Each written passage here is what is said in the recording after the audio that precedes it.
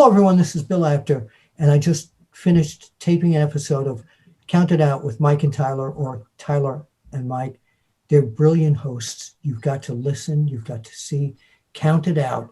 Yeah, I endorse it. They've got the After Chat seal of approval.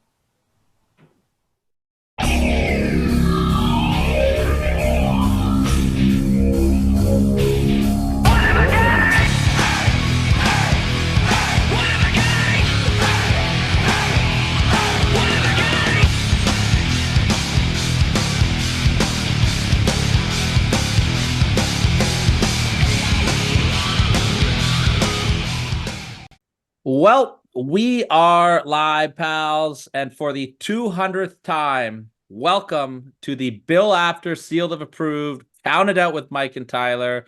My name is Tyler, and I am not just joined by my trusty co-host for the last 200 episodes, Mike, today. Oh no, it is 200 episodes, and we had to find what is our biggest guest in the history of Count It Out with Mike and Tyler. He is a 700-day reigning ECW TV champion, 6-time Intercontinental champion, former TNA and WWE champion, WWE Hall of Famer, host of a great podcast, the One of a Kind podcast, Real RVD on YouTube. Of course, we have the whole fucking show, Rob Van Dam. Thumbs are up, Mr. Van Dam. This is such an honor, man. Thank you so much for joining us today. Right on. Thank you for the proper intro. Well, it's only the best for you, sir. Yeah. In case anybody didn't recognize this handsome face in that bike.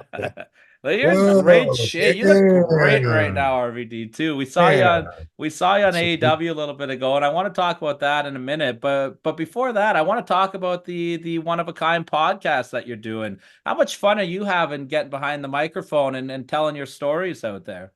Yeah, that's really what it's about. I've been offered over the years by dozens, if not hundreds of people, to do podcasts, and I was always just about the business. I mean, if it comes with guaranteed sponsors, money off the bat, I don't want to. I've already been down that road so many times, and building a deck, pitching it, and blah blah blah. But so I really just plan on staying away from it, but I've always had the interest of sharing my insight to those that are interested, that want to hear it. I'm not normally the guy that's going to take over the conversation in the room. I'm much more passive. I'm the quiet guy, but interviews, podcasts, I guess I feel obligated to share. And I know that I have a different perspective than anybody else. So it's fun.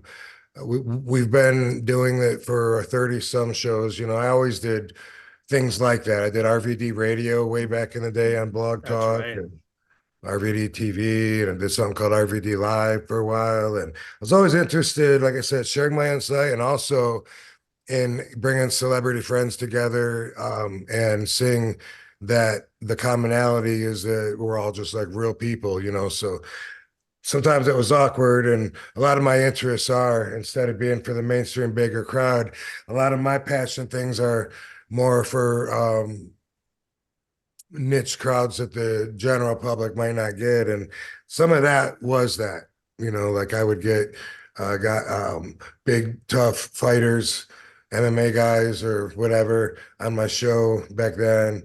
But then I'd want to talk about something, like, I don't know, abortion or something, make everyone feel real uncomfortable. That's what I used to enjoy about it. And here, now I'm just, I've grown so much since then in so many ways. So I'm able to see a bigger picture in life than I ever was able to way back then. So that's a big part of my podcast, is my insight. And I at the end, I try to leave with a note of inspiration and what I call RVDology, which is my way of doing things, the values that set forth my actions, because they're not traits that I have to remind myself about. They're already in the frame, always there. And so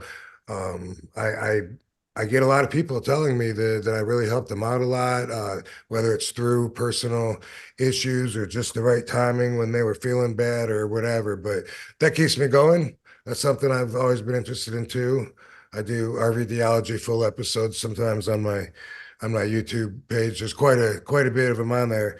And all the stories on them are things that no one has ever heard because it's not someone else interviewing me. So it's not the normal stuff that comes to the end of the tongue, you know? Absolutely. Absolutely. I love that, man. I love that you get to share those stories. I love the positive mind frame that we're hearing about it. And That's what I like. I love the positive reaction that we got seeing you pop up on AEW TV not too long ago there. We got to hear Walk again, which was phenomenal. Nice. And there was this kind of little bit of delay before you came out. The music hit, place went absolutely crazy. What were you feeling right before you walked out of the curtain there, man? And hearing that music hitting and that reaction. Yeah, I was soaking it up. I don't even know if I knew like how big the crowd was going to be yet. You know, I hadn't gone out there in front of everybody, and I usually do hesitate a little bit. And there's usually someone, a gorilla, saying "Go, go," and usually I'm like waiting. Like as you remember back in the day, I used to I'd be doing jumping jacks and push-ups, and then eventually I'd send Fonzie down, and then maybe 20 seconds later I might go through the curtain, but always trying to feel like that right moment where the energy is building, but still building, but not too long. And but you got to be sensitive to TV time and stuff like that when you're there. But that was a little compromise. I didn't know until just right before I went out, or I guess it was a little earlier in the day, not much though, that we were gonna be using Walk. I was told otherwise. Told that we tried to get it and we weren't able to. So that was very good news, and it really helped set my vibe along with the whole crowd. Awesome, man. Mike, what do you got over here? Well, since you brought up Walk, I want to stay with the music here because after Walk, of course, you go to WWE, and obviously it's very obvious they're not going to let you use Walk in WWE. So of course, Jim Johnson does his thing with your music, and you know does that Walk-esque theme. But of course, eventually we get to that amazing Breaking Point song that you are now synonymous for, where One of a Kind comes from. Can you tell me the first time you heard the One of a Kind theme song and your initial reaction to it? Yes. Unfortunately, I had some bias glasses on when I was looking at that. And that's because I was trying to get Walk. And I had a conversation with Shano, and I didn't understand. I thought like, didn't like Paul pay Kilgore to do the cover? So don't we own that? That's what I thought. It was that easy. Because, you know, I used to come out to Pantera, and at one point we used the cover that Kilgore did. I did a music video with them in Queens at the not the Lost Battalion, the Elks Lodge.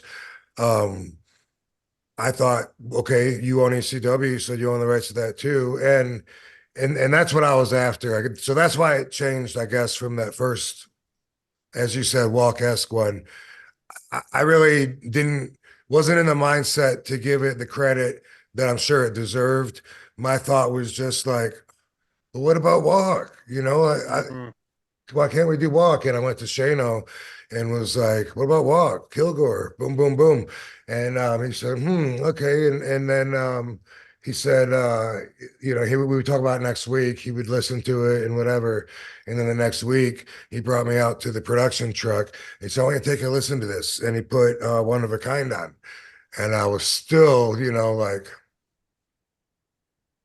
what happened to Walk? You know, I thought I said next week we were gonna. He said, "We don't like this," he goes, but this is actually better. And then I was like, I'm so confused right now. And it wasn't until probably when I met the band and did a video with them. I think that's when they told me they had written that song for me. I thought it was just something that somebody picked, you know, to try to match up some appropriate ring music with me. I didn't really understand. And once I understood that, you know, then I tried to hear it on a more personal level. And by that point, I guess Shannon had told me that Walk is not going to happen. So then, you know, I learned to like it. A lot of it has to do with the pop that it gets from the crowd, that energy that it produces, both from its own self and also from its reaction in the people. How important is that for you, Rob? You know, you're one of our favorite things is ECW came to Mississauga, Ontario, right towards the end there, and everyone that I talked to that went to that still talks about your entrance that day because you took about 15 minutes and took your time and soaked it in and really created this atmosphere. So how important is that music and that you know, that little delay before you come out and that entrance setting the tone, like for you to get ready to get in there? It's real important because, you know, if you think about turning it on and turning it off, as far as just, you know, getting into the mindset, the character, you know, that vibe, it's like wherever you want to do it, it's not after you come through the curtain and people see you. So that's all part of the initial setting. And you want to walk out there. I want to hear it first.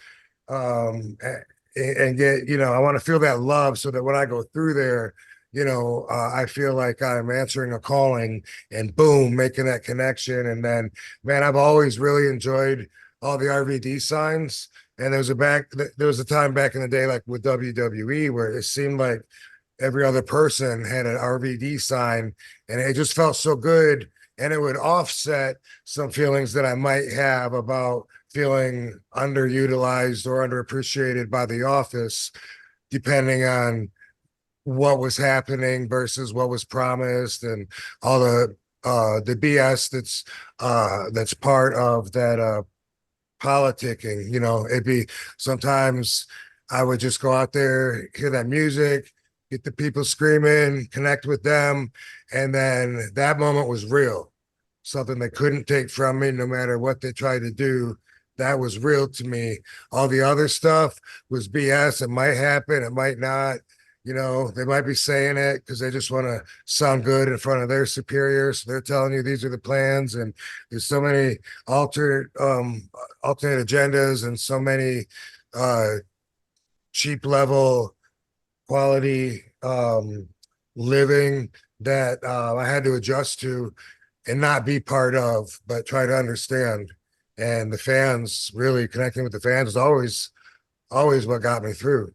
That's why I would volunteer I would go out at the back, and, you know, all the fans that are around the fence in the back almost every time. And a lot of times they'd say no one else did that. I'm like, well, I don't know. I mean, they're all in there giving each other hand jobs in the dressing room. I'd rather be out here connecting with you guys, mixing it up. I hear enough of their BS, you know. I think I can speak on behalf of Mike on this one. Like, you really are like the people's choice. Like, I remember Yes. watching you in the early 2000s when you first came to WWE, and it's like us as a fan base, we were clamoring for you to get that opportunity, to get that next level push, to be the champion, and I'm sure that you could probably feel that from us as well. Was it like ever tough or frustrating or like, you know, any backstage like backlash to us taking to you so kindly? Like, is that tough for you to overcome For seeing what we're me, giving you? well, for me, it was what was frustrating was hearing that I got the loudest reaction of the night, but then knowing that they were just burying me in the office on plans on what they're going to do with me, where they're going to go with me. And I always felt like they didn't understand me, but Paul did. He was the only agent that really looked out for my best interests and understood me.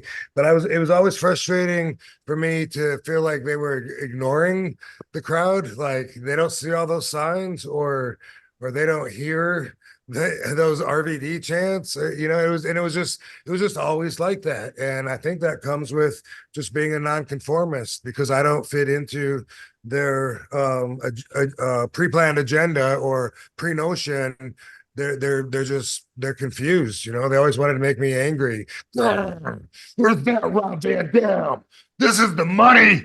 You know, like, yeah, all right, whatever, if you say so. And they always wanted to try to change me up. I remember they did this Dorito promotion one time.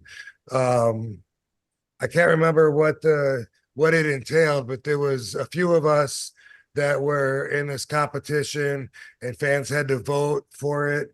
And then somehow a kid won meeting his favorite wrestler the next week or something. You guys saw, you probably just don't remember. Yeah. But Jesse Armstrong, Brian, was telling me, because he was in the office then, he was saying they don't get you, man. They don't get it. He said that I had like 3 times the amount of votes as any of the other wrestlers that were on that list. And he said they don't, he said they couldn't believe it. They kept saying there must be a mistake. And they recounted it like 3 times. And he said they don't get it. And I'm like, why is that? Well, they don't hear it or what? And he didn't give me an answer, but I don't, that's just something that I've always felt, for whatever reason, was apparent in effect.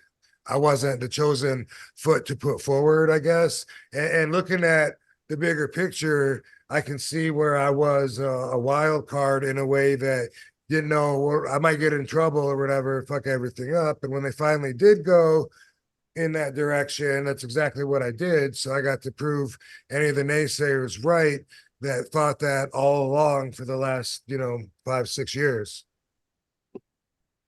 So there is Your that. career, the longevity of your career has brought you literally everywhere in this business. Like there's almost not a promotion you haven't worked for. You've been all over the place.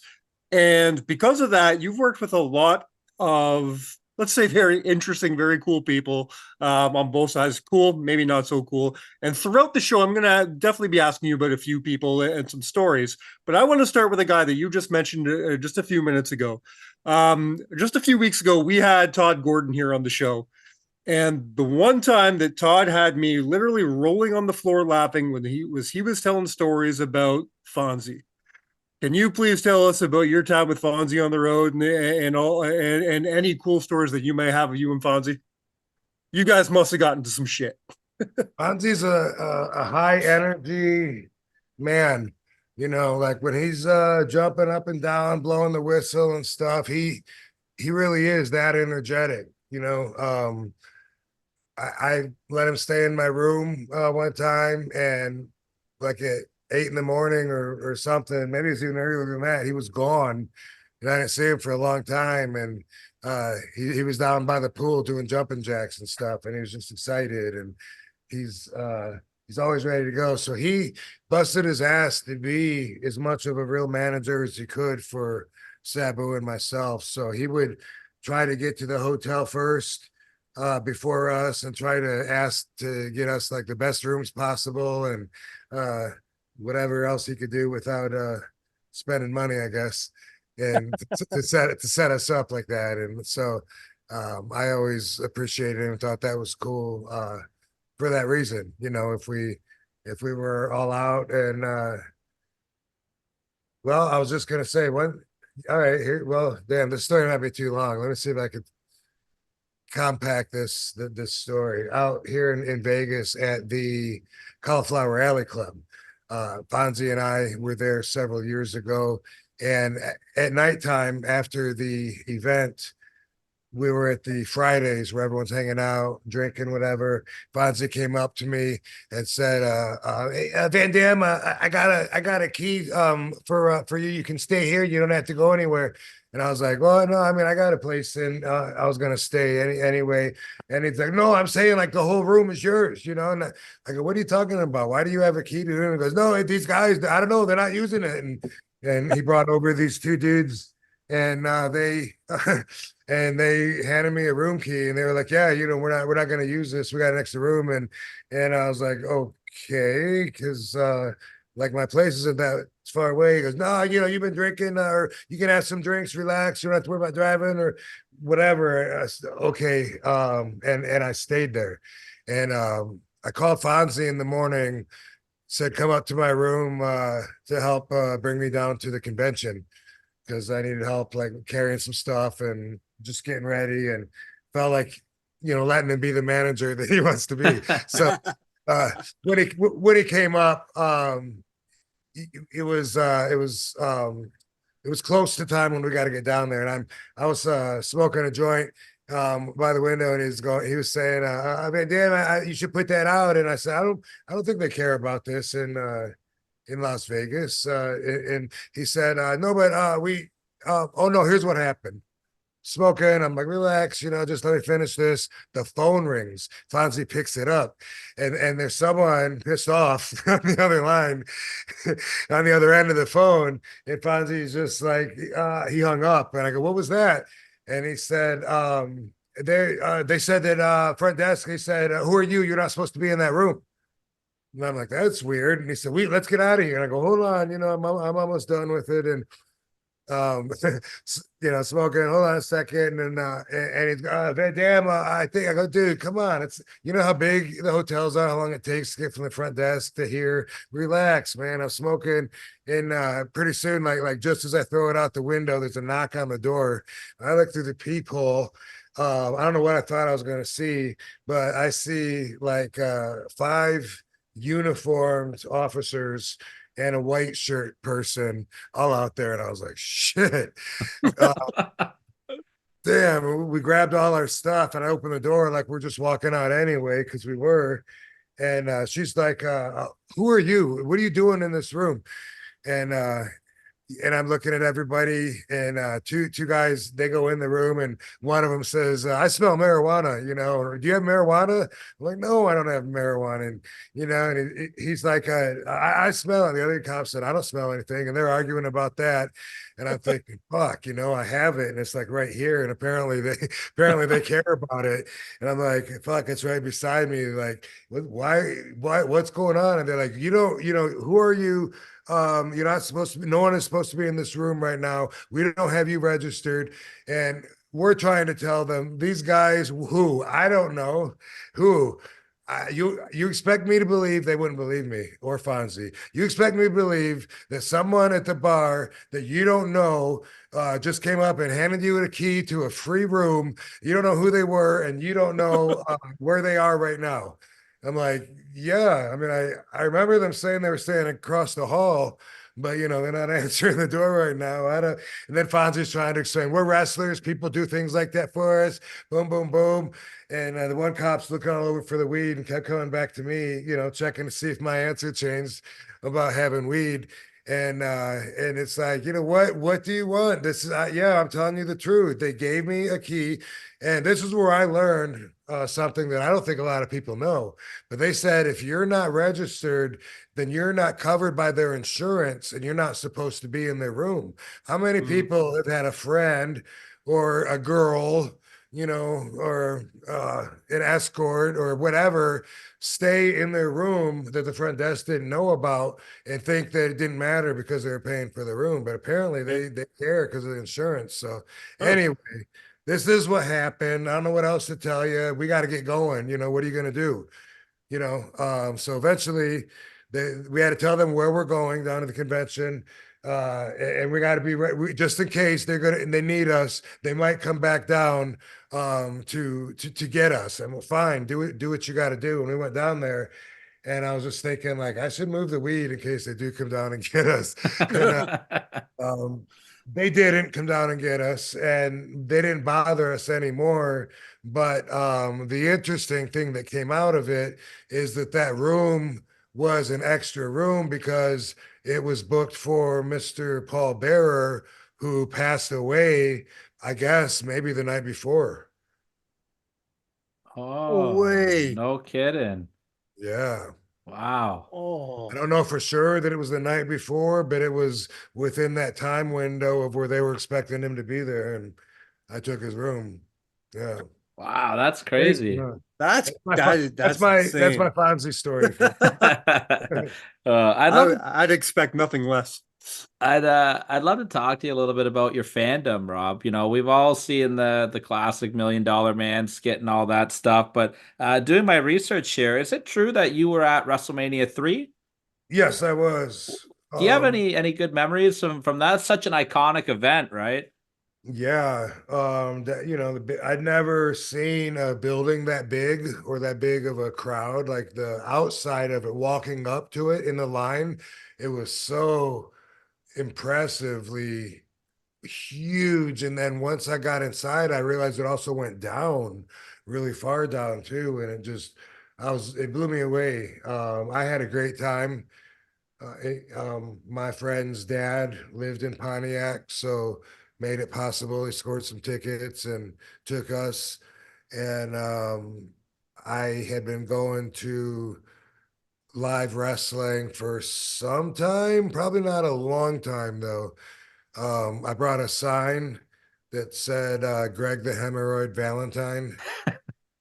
And I think another one for that said Jake the Snake Roberts. And I think Greg is my neighbor now, and I always forget that. But I think he lives really close to me, and I always think every once in a while I'm like, fuck, I gotta remember to call him, stop by with a doobie or something. There you go.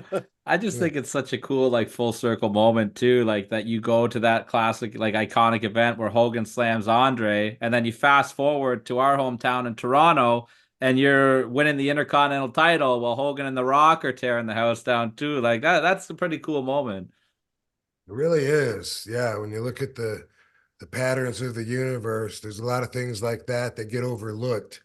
And that, in fact, is something that was overlooked by me until somebody pointed that out to me. The guy, YouTube Chris, that works on my YouTube page, asked that exact same thing. And he hits me with them every once in a while, and that was one of them.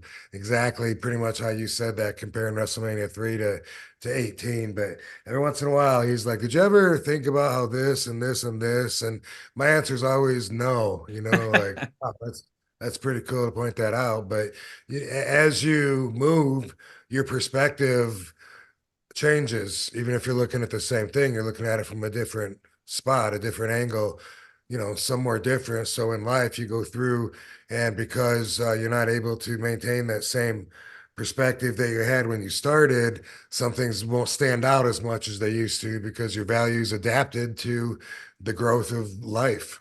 Yeah. Absolutely, absolutely. And Toronto, where we're from here, we've always loved RVD. You've had some big moments here in Toronto, whether it was winning the IC title at WrestleMania, main eventing SmackDown with Steve Austin, which I was there for both of those nights. That SmackDown crowd was electric for you. Do you have any favorite memories of coming over to our neck of the woods here in Toronto? Hmm.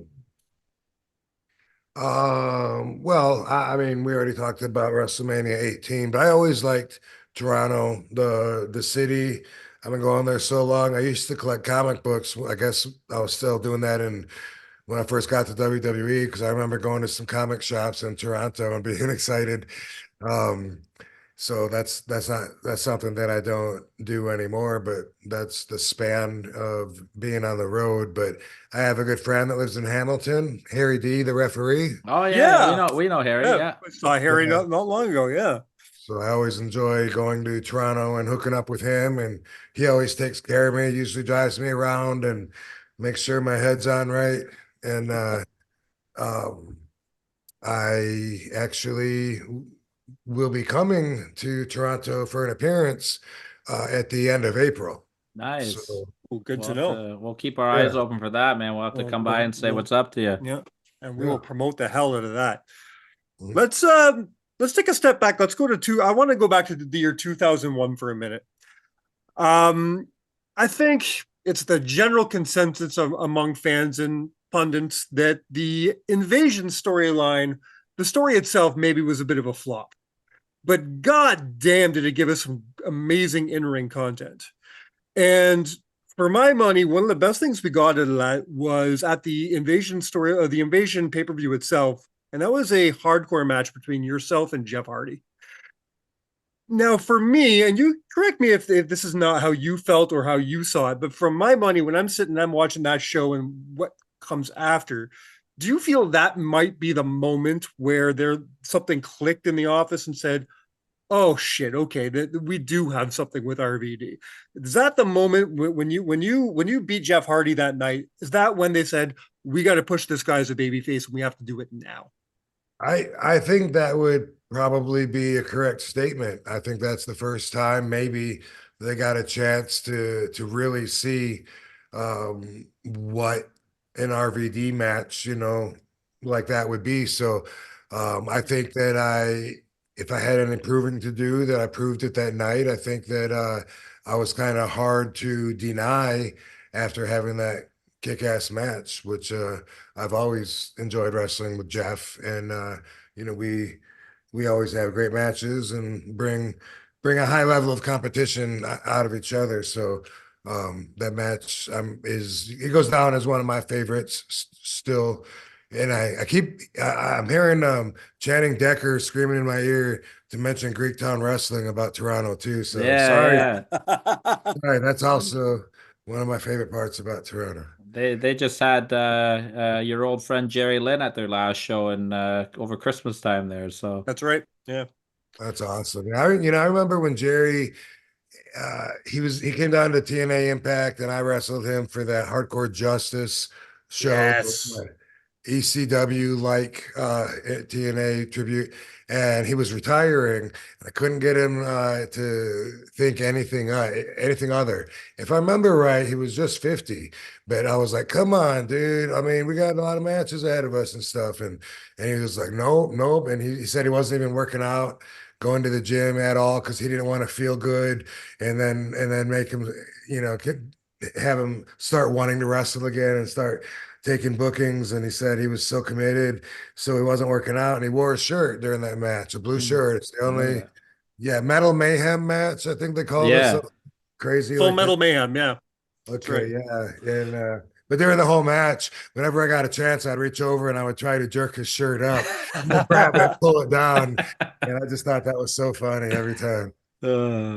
Uh, another one of your good friends there, Sabu. He's been talking about wanting to have a retirement match, and he's mentioning your name about it. Is that something that could possibly be coming down the line later this year? And one more RVD and Sabu match? It is possible, I talked to him last week, and this came up.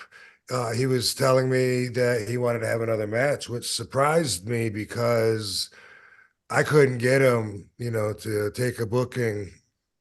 I tried several times. I couldn't get him to come to Japan for Noah, which maybe would have paid more than the other ones, but he couldn't do it. And you could lay down on the airplane flat like a bed, just stand on the apron.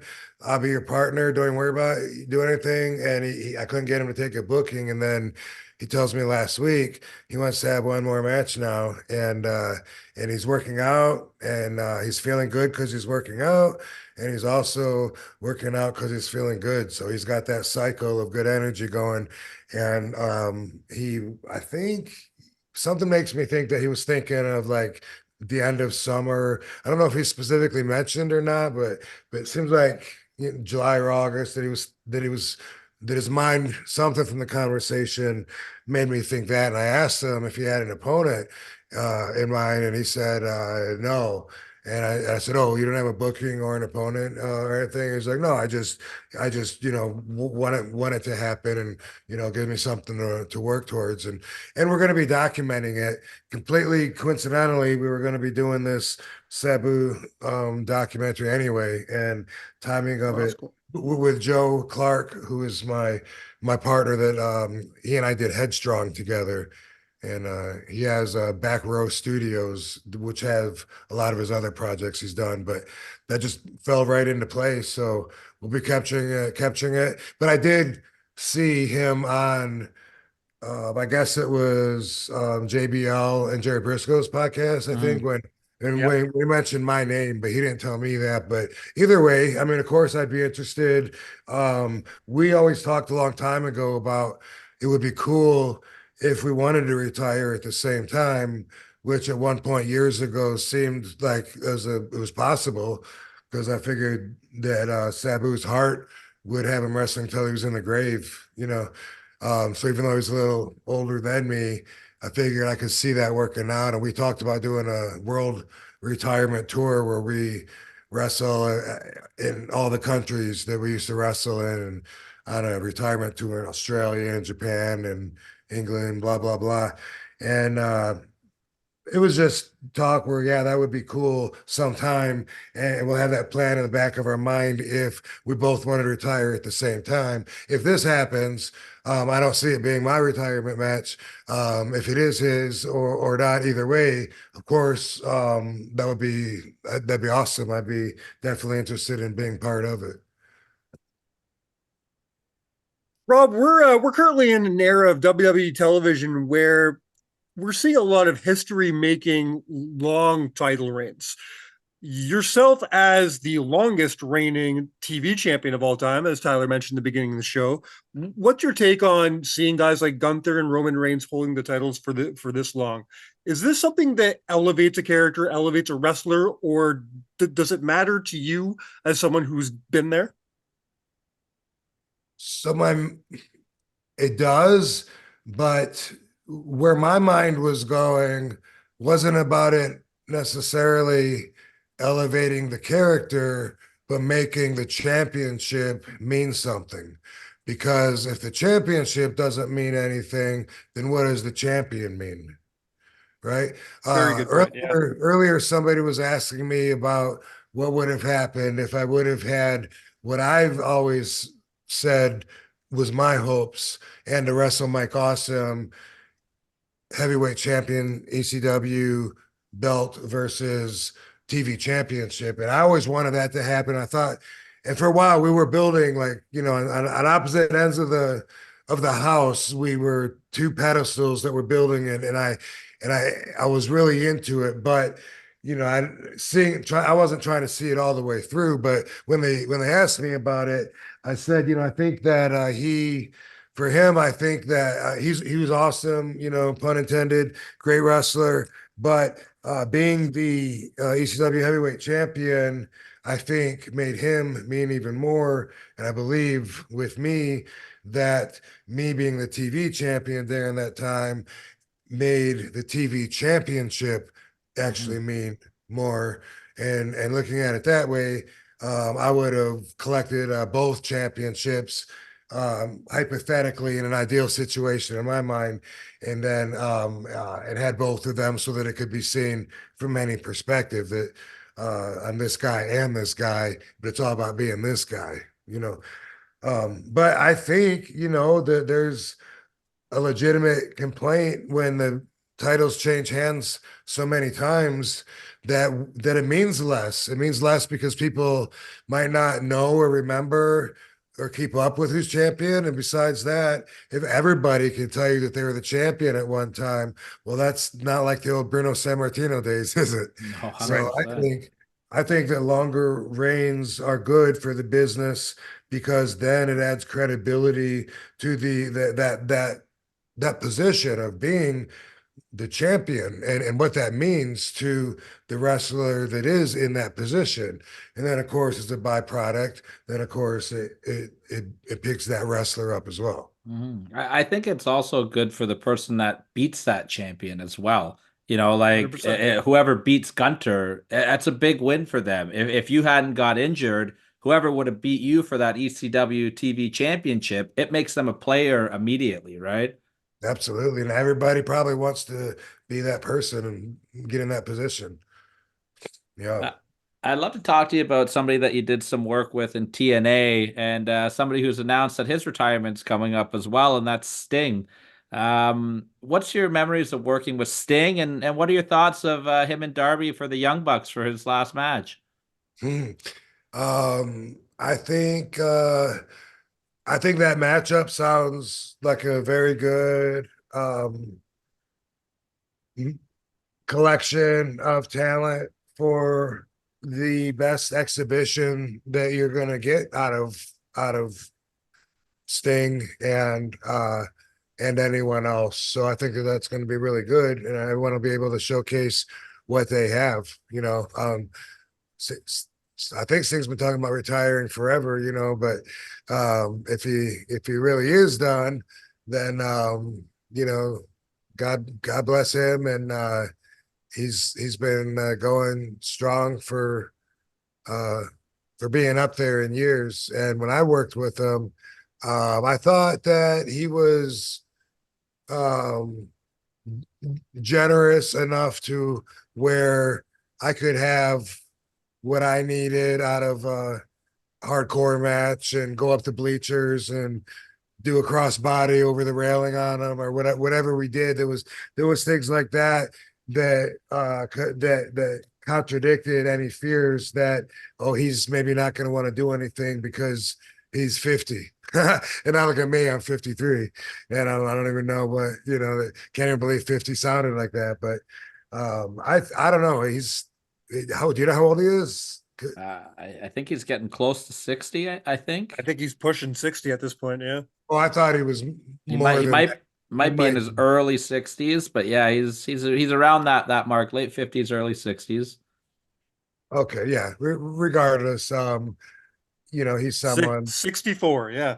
Okay, yeah. So he's I know he was someone that I would watch when I was still growing up, and he was in it on top. So I know he's in that generation above, and so it's cool that he kept going because he was able to, because he wanted to, because it was worth it to him for whatever reason. He's got his own values, so whether it was it doesn't matter what it was, because he loved it, because it was good business, because whatever, a lot of times I say one good thing about still taking bookings is it kind of forces me to keep in top shape, because otherwise I'm not sure that I would. I hope I would, but sometimes it's hard to suck up the motivation and work out, because it is the highest intense moment of the whole day, the least comfortable part of the day, where I burn the most energy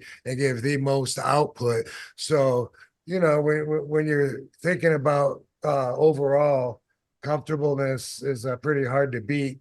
It can go up against making yourself beat yourself up in the gym. But I can imagine going in the ring unless I knew I could kick some ass.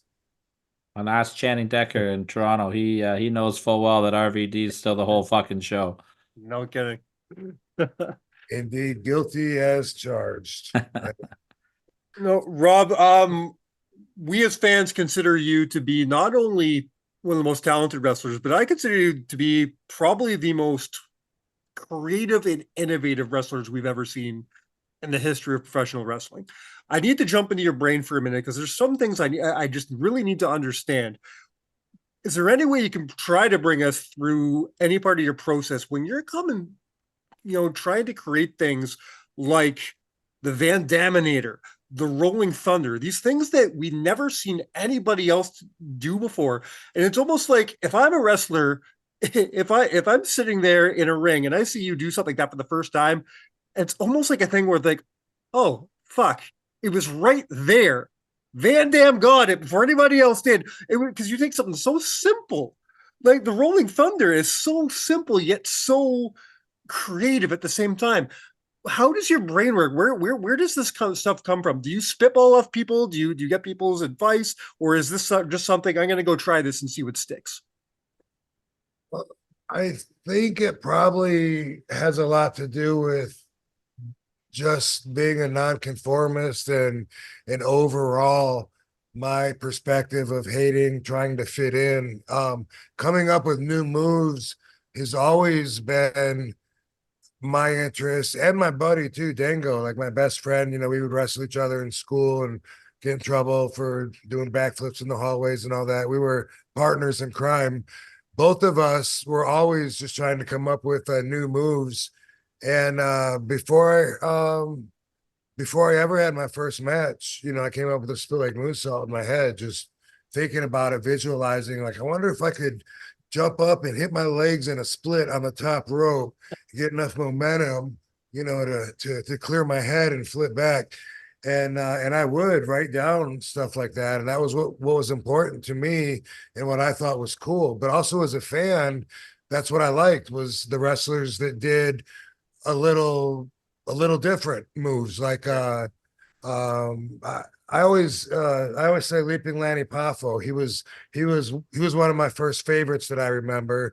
Got beat every match. He was no one else's favorite. No offense to Lanny, R.I.P. He knows that. I mean, he wasn't one of the top guys, what I'm trying to say.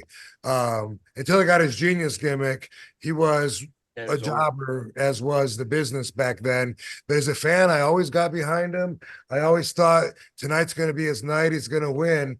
And it was just because he would do like flying head scissors, and he did like what's now known as a moonsault off the second turnbuckle. And nobody else was doing those. Everyone else was really, really big during that era, and their feet didn't really leave the mat that often. So if he did like a cartwheel or something, it made it okay for me to have an open mind and think outside the box. And so I always did that. And before my first night in ECW, when I had the match against Axel Rotten, I was with a pen and paper trying to think of extreme moves, because I understood from just watching the videos of it that it wasn't going to be the same as down in Georgia, where I would say, "Come on, everybody," and start clapping my hands or something. That wasn't going to get over in Philly. And I saw that, and it was intimidating, just the whole vibe there. Adult crowd, waiting for you to slip, to say, "You fucked up, you fucked up." A lot of pressure. I needed some cool moves. And I literally did just what you said. And I was like, maybe, I wonder if I throw a chair up and do a jumping, spinning back kick, if I can kick it into his face, I'll write that down. And I wrote it down, had no idea that was going to be so over and win me championships and stuff. It was just, boom, I went right on to the next. And what if I stood on the top rope with the chair and I jump off into a helo and have it so that the chair goes between me and the person? I wrote that down. That one ended up being a lot softer than it appeared in my mind, so I didn't keep that one. But that's literally what a lot of those moves were. Particularly, I wanted moves with a chair when it came to having that first match in ECW and wanting to add to my repertoire. But I've always just, and also it was part of my training. The original Sheik was very original and the first to do a lot of things, including throwing fire and bringing a snake to the ring and having the pointed boots. And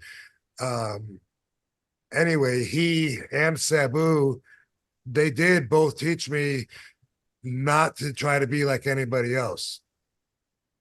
And I mean, maybe that sounds easier than it is, or maybe it sounds harder than it is to say, but that was something that they impressed upon me. And they said it by telling me also, don't ever try and take someone else's spot, create your own spot, which made sense to me at the time. So I just kind of like did my own thing and didn't worry about trying to bury other people or get ahead of them.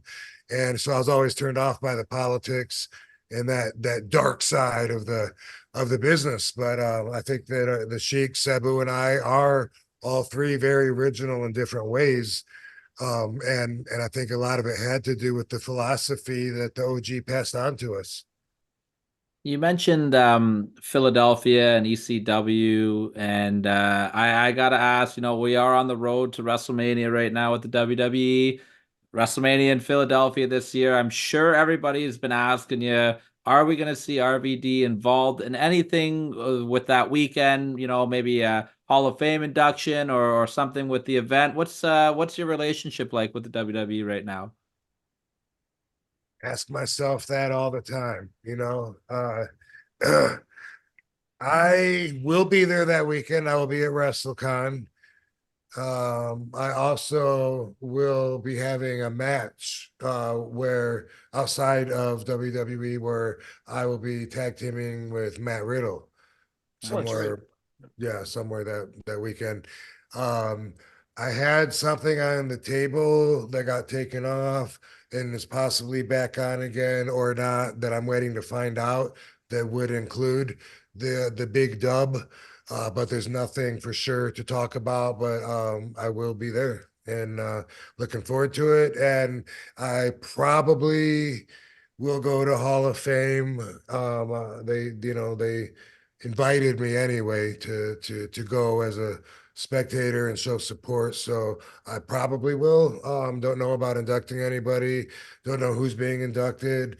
I don't know if there's any truth to the extreme wing they're talking about, and if that, I mean, it would have to be this year because it's Philly, right? I guess. Absolutely. Right. Exactly. I don't know. Love to see Sabu get in there. That guy deserves everything and more. He's such a pioneer. Mike, we're coming to the end of our time with Mr. Van Dam here. Let's go one more question each, and we'll let Mr. Van Dam be on his way. You read my mind, man. It's hard to pick one for the last question, but I got to go with this one. You brought up Matt Riddle, which is where I want to go. Not about Matt Riddle himself, but about the fact that we are in such a cool era of professional wrestling right now. I think, anyways, where there's a bevy of really cool young talent everywhere you go. There's so many different promotions, and every promotion has some amazing talent in it. And where you are in your career right now, I think you're in a really cool state of luxury where you kind of have your pick of the litter, right? You could just go anywhere and wrestle anybody. No one's going to say no to RVD. Me personally, I've got my list. I know there's a ton of people I would love to see you get in the ring with. First and foremost would be Speedball Mike Bailey, among others. Is there anybody that you're looking of this young crowd saying, "Yeah, I could do something with this guy"? Is there anybody that you'd like to get in the ring with? I wouldn't mind a rematch with Jack Perry. Oh, Nice. no, I like that. Yeah. I don't, he might just see me in his rear view mirror or whatever, but I say like bring him back. I'll teach him a few things. I love that. I like that. I love that. The last question I've got for you, Rob. Anyone who's ever listened to our show, they know that Mike and I, we love the year 1997 in professional wrestling. And that was such a fun period for your career as well. You're Mr. Monday Night. You're on Raw. You're being photographed at Nitro and the magazines. And one of my favorite angles was when the night that Jerry Lawler showed up at the ECW arena. And just the crowd heat that you guys got, they hated you guys. Do you have any fun memories from that night? It was incredible. I don't know. It hasn't happened dozens of times, but it's happened more than once. This could have possibly, probably not. There's one of the first times anyway that I was part of a intentional lights out kind of thing where you turn the lights out and then it's just raw energy while the lights are out. And I could just feel and hear and it's better when you can't see that good. Sometimes the lights don't work that good, and they try to put it out. And it's like we see the guy running up, dude. But anyway, that was one of those things, and the lights came on, and just everyone screaming, and how unexpected was. I always loved that about ECW, and that's really what Extreme was about, which I had to experience firsthand. The first show I went to in Philly, I thought, wow, like they totally had the crowd going crazy. They busted their nut. There's no way they're going to be able to outdo that. And when they came back, they outdid it. And that's when I understood that's what it was about, not holding back, giving all you got now and just coming up with more later. And I just loved it, and being on that drive in that part of my career, that was all just like so awesome. So that was a great year. And it was cool that during that particular angle that they were looking at me like I was an outsider because they thought that I had signed with WWE. Why else would I be on their TV and with Jerry Lawler? And at the same time, WWE looked at me like I was an outsider because they thought that I was with ECW. So I had no home, and it was fun. It was nice to have all eyes on me, and it was a fun moment. So that was cool, and there was some legitimate heat between Paul and Jerry. So having Jerry at the arena, at least allegedly, was kind of a big deal of Paul putting business first, and that, for anyone that cares about that, had its own wow factor. Absolutely, absolutely. Before we wrap this up here, Rob, I'm going to send it to Mike to take us home. But we like to end every interview with the same thing. When you look back at everything you've done in your career, what's a moment for you personally that just makes you smile when you think about it, or just something that makes you happy to reflect on? I guess the easiest answer would be uh when Paul handed me the WWE championship belt, and I,